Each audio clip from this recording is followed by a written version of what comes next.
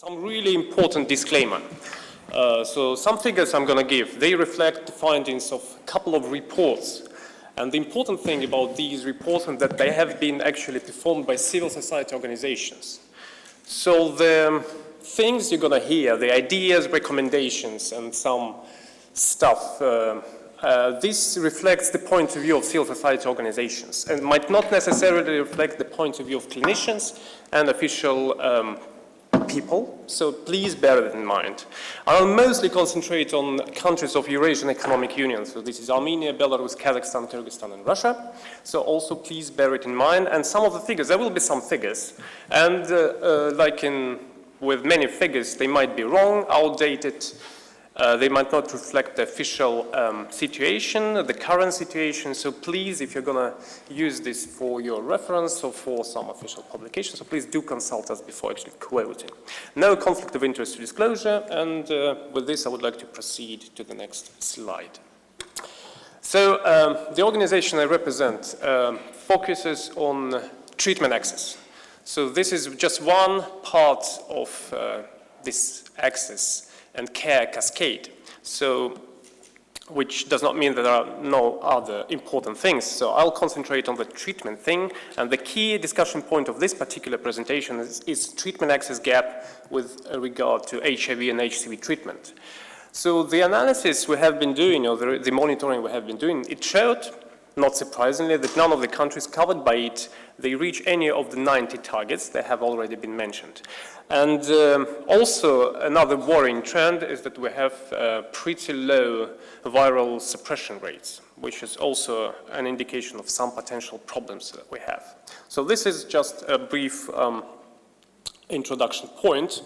And to get into some really to get in some details, these figures reflect the 2018 scenario, so also please bear it in mind in 2019 these figures might be different, but the important thing here is that we are at around 50% of the HIV treatment coverage as compared to the estimated number of people living with HIV in these selected countries. So this is a pretty low figure, and if you look at the viral load suppression, it's even lower.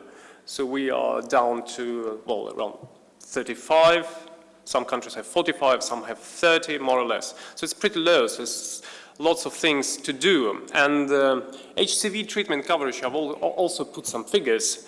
I've not put the epidemiology figures, but trust me, they're much higher than the treatment coverage figures you see here.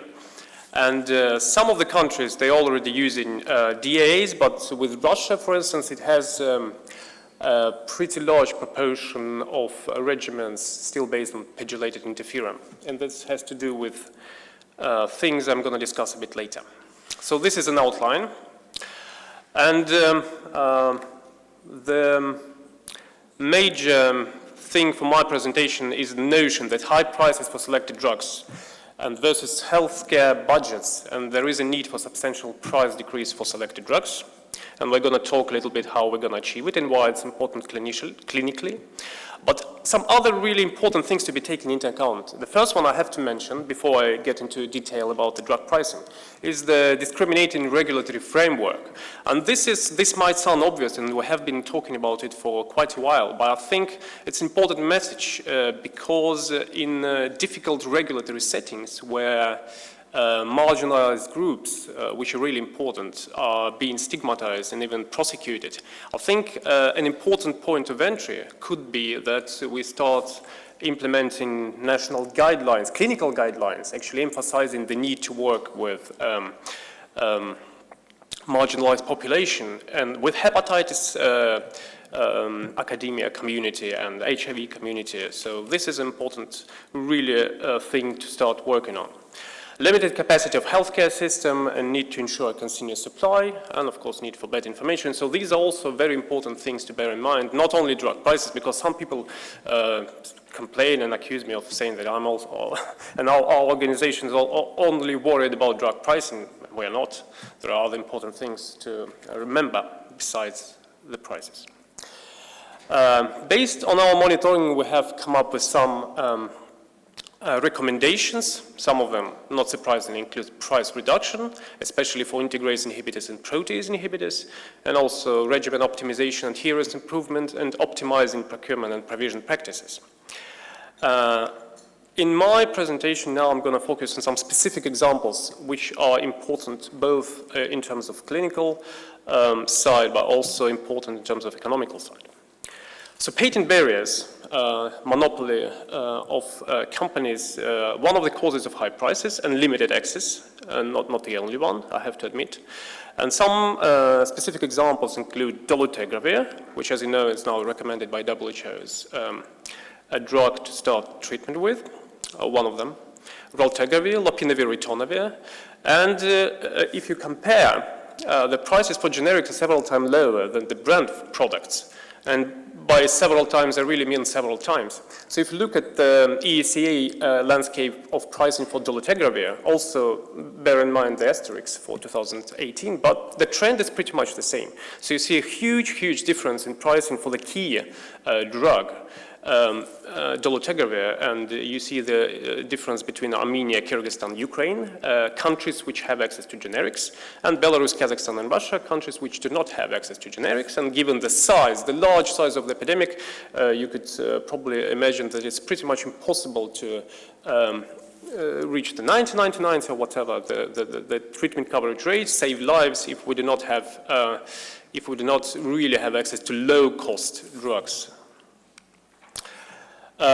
Another problem is limited options for second and third lines in some countries. Our analysis shows that probably except Russia, we have very limited use of such drugs as atazanavir, darunavir, raltegravir, and rilpivirine. And I think one of the main reasons, again, for this is high prices due to patent barriers and patent restrictions on, for example, heat-stable ritonavir, which limits the possibilities of using generic atazanavir, ritonavir, because in many countries of our region, say Armenia and Belarus and others, if you look at the protease inhibitors landscape, you see a lot of Calitra, lopinavir, ritonavir, sorry, I should say, I should not use brand names, but you see a little generic atazanavir, ritonavir. This is mainly due to this patent situation where heat-stable ritonavir is protected by patent, so countries have difficulties with procuring heat-stable atazanavir, ritonavir, and which is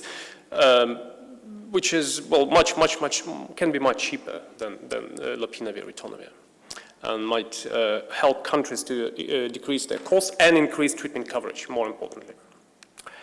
So what to do with the prices? Briefly, there are a number of options. Negotiations, joint forces to achieve economies of scale and reach lower prices. So countries in our region, they're starting discussions about joint procurement and using international procurement agencies. So simply put, join forces and make prices lower. Ask the patent holder nicely to grant access to generic, that is, give voluntary license and open the market to generics. Issue a compulsory license, sorry for saying that, but not many people like this word, but this is an option for countries to utilize where there are difficulties in terms of negotiations. And try to oppose patents for the key drugs. So this is more or less the options we have in terms of decreasing the price for patented drugs. And in some countries, I should say, we see this trend of using international procurement agencies to lower prices, and we have pretty good experience of Ukraine and Kazakhstan referring to this mechanism and achieving good savings. And some countries even trying to introduce changes in their law to allow this in terms of the regulatory framework.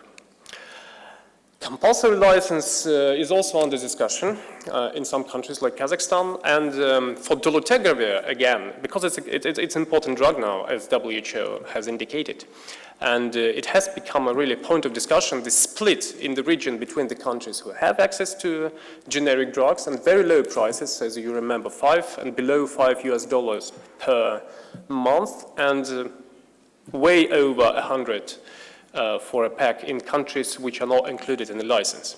So the negotiations are difficult, and I think if they fail in the end, I think a compulsory license might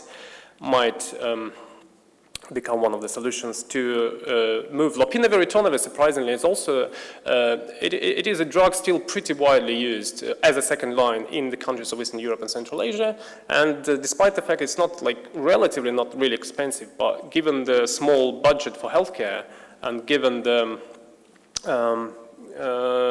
price, it's still pretty important in terms of eating the antiretroviral budget, so to say. So Fosbuvir, Russia is one